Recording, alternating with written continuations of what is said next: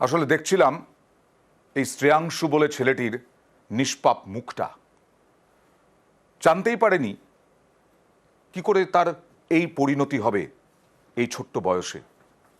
এই শ্রেয়াংশু শর্মা, কি নৃশংসতা ভাবতে পারেন।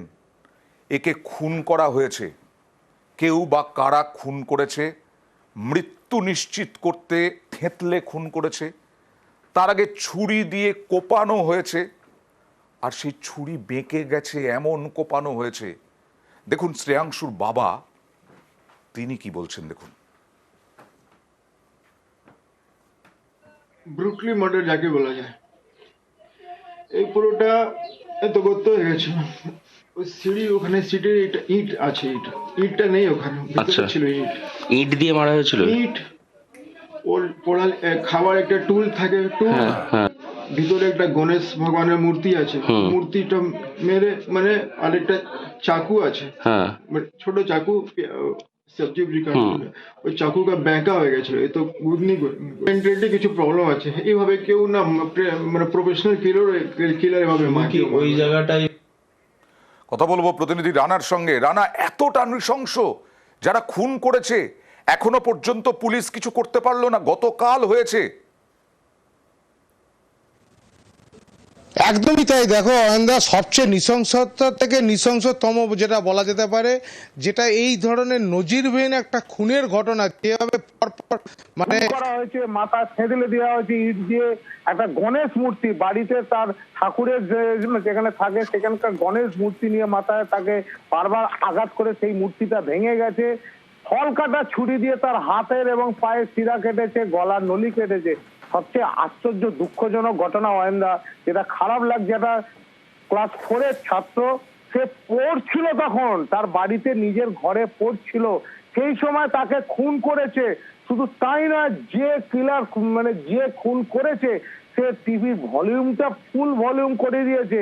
ফলে বাড়ির যেমন পোষ্য কুকুরটার চিৎকার যেমন শুনতে পায়নি মানে প্রতিবেশীরা, সেরকম এই শিশুটার যে আর্তনাদ, যে ওই সময় যে ছটফট করছে, একটা ছেলেকে ওইভাবে অতক্ষণ ধরে তাকে মানসিক, তার মা বাবা কোথায় ছিল? হ্যাঁ দেখো, তার বাবা কিন্তু কাজের সূত্রে মানে কলকাতা বড়বাজারে একটি মানে মানে তোমার সেখানে কাজের সূত্রে ছিল। আচ্ছা। মা স্থানীয় একটি সাইবার ক্যাফেতে তিনি কাজ করেন। ফলে বাড়িতে ছেলে বলতে একটাই। এই মৃত্যুর ঘটনা ঘটার বেশ কিছুক্ষণ পর পাশের বাড়ি এক খুঁড়তো বোন, সে গিয়ে দরজা খুলে দেখে এইরকম নৃশংস ভয়াবহ এক দৃশ্য। এই যে নৃশংসতা, এই ভয়াবহ নৃশংস ঘটনা ঘটে গেল, বাড়িতে পোষ্য ছিল, কিন্তু সেই পোষ্য যেরকম কুকুর চিৎকার করে, সেই চিৎকার করেছে, কালকেও করেছে, কিন্তু সে আমল দেননি কেউই, কারণ কুকুর চিৎকার করে কেউ না কেউ এলে পড়ে। তাই অডিও টিভির ভলিউম যেমন বাড়িয়ে দিয়েছে দুষ্কৃতীরা, তার সঙ্গে কুকুর চিৎকার করেছে, সেই চিৎকারেও তো সব চাপা পড়ে গেছে। দেখুন কি বলছেন ওর বাবা। বাড়িতে আপনার তো পোষ্য কুকুর রয়েছে, আনকমন লোককে দেখে চিৎকার করে, ওইটা খুবই কমন হয়ে গেছে, তাই জন্য বেশি লোকরা ধ্যান দেয় না, কিন্তু চিৎকার করতেই থাকবে। এটা একটা কনসেপ্ট হতে পারে। টিভি ফুল ভলিউমে ছিল যে সময় ঘটনাটা ঘটেছিল, কে ছিল? আলটিমেট এটা ঘটনা হয়েছিল, আমি গেস করছি 6:40 থেকে 6:20 থেকে 7টার মাঝখানে। ওই সময় কেউ ছিল না। কি কারণে খুন এখনো পর্যন্ত জানা যাচ্ছে রানা? তুমি না দেখো, কি কারণে খুন সেটাই কিন্তু, যেমন মানে মৃত ছাত্রের বাবা পঙ্কজ শর্মা, তিনিও যেমন খোলসা করে বলতে পারছেন না, তবে তিনি একটা কিন্তু ক্লু দিয়েছেন। যে ক্লুটা হচ্ছে, এই যে ঘটনা কালকে যে খুনের ঘটনা হয়েছে, তার কয়েকদিন আগে সেই যখন স্কুলে পুলকারে করে যাচ্ছিল, সেই পুলকারের মধ্যে কোনো সিনিয়র মানে ছাত্রের সাথে তার কিন্তু বচসা থেকে মারামারি হাতাহাতি হয়। কিন্তু এই যে গোটা ঘটনায় তার বাবা মা কিন্তু অভিযোগ কিন্তু করছে না ওই ছাত্রের বিরুদ্ধে, উনি কিন্তু যে ক্লুটা দিয়েছেন, ফলে কিন্তু তদন্ত কিন্তু পুলিশ সেদিকেও কিন্তু। রানা, তুমি সঙ্গে থাকো, আমি কথা বলবো অপরাধ মনস্তত্ত্ববিদ হিরণময় সাহার সঙ্গে। হিরণময় বাবু, এক এমন নৃশংসতা যে ছুরি পর্যন্ত বেঁকে গেছে কোপানোর জেরে এই 8 বছরের শিশুকে, তারপরেও মৃত্যু নিশ্চিত করতে একটা মূর্তি এবং তার সঙ্গে সঙ্গে খাবার টুল, ওই শিশুর খাবারের জন্য টুল ছিল, সেটা দিয়েও মারা হয়েছে। কখন আসে এরকম নৃশংস মনোভাব? হ্যালো। আপনি শুনতে পেলেন আমার কথা? হ্যাঁ হ্যাঁ, শুনতে পেয়েছি। দেখুন, মানুষের হিংস্রতা, মানুষের বিভৎসতা যে লেভেলে যাচ্ছে, এটা আমাদের পক্ষে হিসেব করা মুশকিল হয়ে যাচ্ছে। আজকে একটি ছোট শিশুকে এভাবে ছুরি দিয়ে মারা হলো, ছুরিটা বেঁকে গেল, তাকে একটা গণেশের মূর্তি দিয়ে মারা হলো, তাকে একটা তার খাবার টুল দিয়ে মারা হলো, তাকে হত্যা করা হলো। আমরা দিনের পর দিন এই রিসেন্ট ঘটনাগুলো দেখতে পাচ্ছি। আমরা কিছুদিন আগে দেখেছি একটা 13 বছরের ছেলে একটা 5 বছরের ছেলেকে শুধু একদিন ছুটির জন্য পাওয়ার জন্য খুন করেছে। এই যে ছোটদের মধ্যে বড়দের মধ্যে হিংস্রতার এই যে স্ফুলিঙ্গর মতন সারা পৃথিবীতে ছড়িয়ে পড়ছে।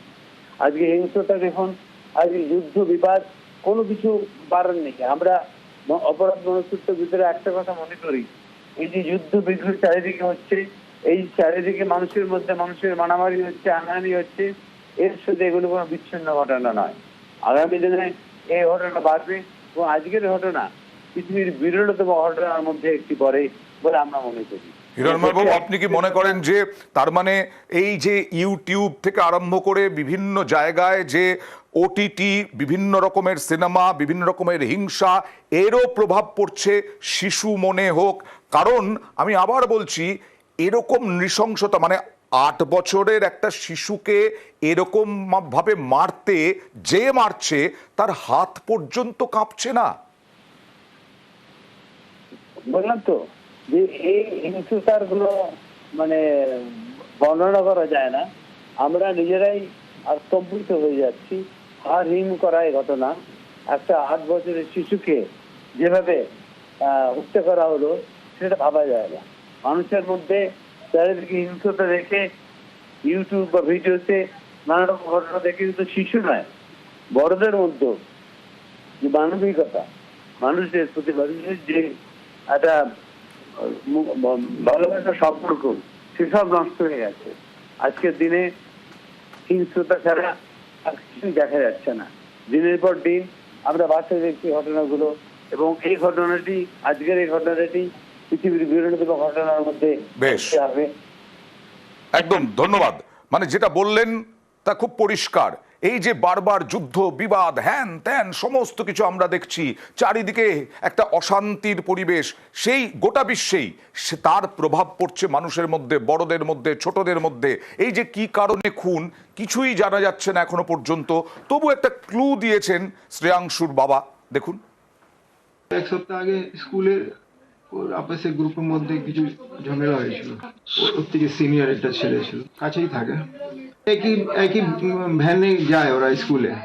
তো ভ্যানে যেটা নর্মাল বাচ্চার মধ্যে হয়, তাহলে ওকে মেরেছিল। আমার ছেলে যখন সন্ধ্যাবেলার দিকে সাইকেল চালাতে গিয়েছিল, ওকে ঢিল মারছিল। সন্দেহ তো আমার একদম ওরও প্রতি সন্দেহ নেই, যার ছেলের আমি কথা বলছি, কিন্তু সিচুয়েশন সার্কামস্ট্যান্স এরকম হচ্ছে না, অনুমান হচ্ছে ওইটা মেবি হতে পারে। আর সন্দেহ আমার কারোর সঙ্গে ব্যাড রিলেশন নেই। আর এতটাই ভয়াবহ ঘটনা, আজকে গেলেন ওই বাড়িতে পুলিশ কমিশনার চন্দননগরের অমিত পি জাভালগি। কি বললেন দেখুন। যেরকম আক্রমণ হয়েছে এটা সাধারণত এখানে দেখা যায় না। এগুলো আমরা ইনভেস্টিগেশন শুরু করে দিয়েছি। আমরা বাড়িটা সিল করে দিয়েছি যেখানে এই ঘটনাটা ঘটেছে। ফরেন্সিক টিমকে বলা হয়েছে ওরা এখানে এসে সেই এভিডেন্সগুলো উনি কালেক্ট করবেন। কিছু মোটিভ কী আছে এটা সব নিয়ে আমরা আলোচনা করছি, যারা এর সঙ্গে সে পরিবারের সঙ্গে যুক্ত আছেন, কারা আছে, কার লাভ হবে, এটা নিয়ে সব কিছু তদন্ত করছে। আশা করি তাড়াতাড়ি এটা খুঁজে আমরা পাবো কি ঘটনাটা কি ঘটিয়েছে। বাবা মায়ের সাথে কথা হয়েছে? আমাদের কথা হচ্ছে, আমরা সবার সঙ্গে কথা বলছি, যে ঘটনা যা ঘটেছে ওটা ঠিক মতো তদন্ত করার জন্য যা করা দরকার আছে আমরা সব কিছু করছি। কিছুক্ষণ আগে হিরণময়